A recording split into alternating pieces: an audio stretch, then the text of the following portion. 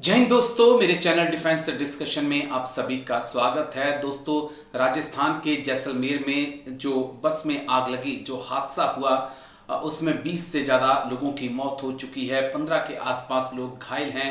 भारतीय सेना ने बहुत तत्परता से कार्रवाई करते हुए शीशों को तोड़ा, लोगों को बाहर निकाला, लेकिन उसके बाद भी 20 लोग जो हैं वो अंदर फंसे रहे। हम उनको नहीं बचा पाए।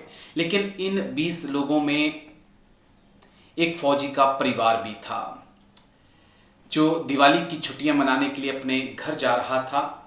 और ये जवान महेंद्र मेघवाल और उनके परिवार की बात मैं कर रहा हूँ। जवान महेंद्र अपनी पत्नी पार्वती, दो बेटियां खुशबू और दीक्षा और बेटे शौर्य के साथ इसी बस में सवार हुए थे। वो जैसलमेर के डीआरडीओ के पास से बस में चढ़े और परिवार की दिवाली मनाने के लिए अपने घर जा रहा था, अपने दादा दादी के साथ। लेकिन भगवान को कुछ और ही मंजूर था। जैसलमेर से जोधपुर के लिए रवाना हुई इस एसी बस में 17 लोगों के साथ, अब तो 20 हो चुके हैं, 20 लोगों के साथ जवान महेंद्र मेघवाल और उनका पूरा परिवार खत्म हो गया। हादसे में अब तक 20 लोगों की जान जा चुकी है। 1 दर्जन से अधिक लोग जो हैं वो घायल हैं। कईयों की हालत गंभीर बनी हुई है।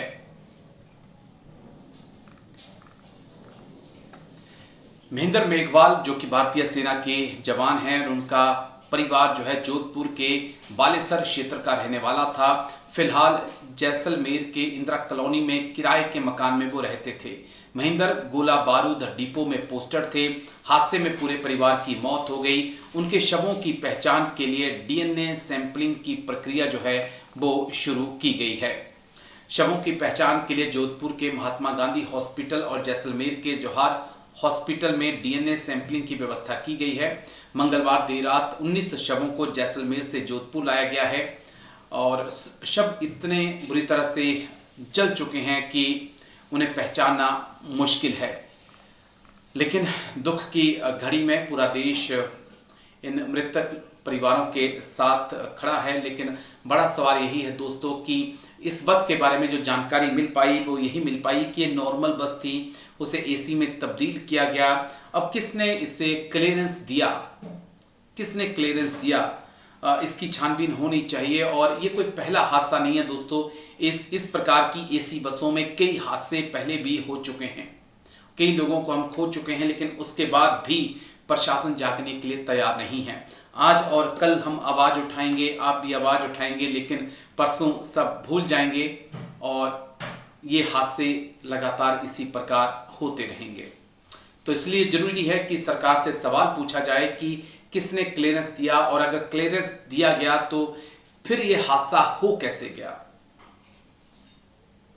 आई होप कि जांच होगी, दूध का दूध और पानी का पानी निकलेगा। लेकिन दुख हमारे जवान के लिए भी है जो अपने परिवार के साथ दिवाली मनाने जा रहे थे, लेकिन रास्ते में ही उनके साथ हादसा हो गया। यानी कि जवान महेंद्र मेघवाल, उनकी 2 प्यारी सी बेटियां और एक बेटा जो है वो इस हादसे का शिकार हो गया है।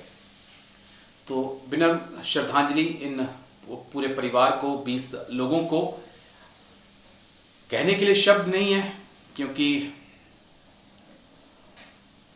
प्रशासन के बारे में और लोगों के बारे में, नेताओं के बारे में हम क्या ही कहें। Thank you. जय हिंद।